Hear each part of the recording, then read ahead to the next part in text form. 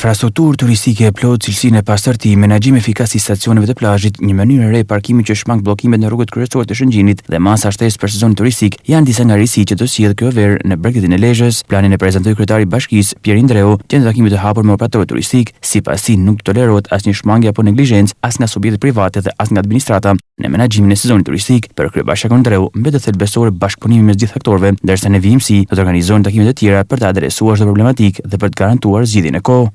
Ne do shtojmë kapacitetet e menaxhimit me mbi 50 punëtorë që do jenë tek Lezhë Invest, që do menaxhojë gjithë historinë e plazheve një për një.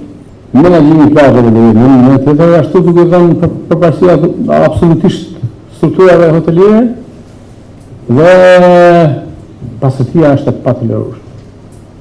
Aty ku do konstatojmë që pastërtia cënohet ai biznes që nuk zëmen dhe nëzirë mbeduinat kur dojë e si dojë te kosha dhe mbeduinave, para rajt përsaktum, do i nështrohet gjova.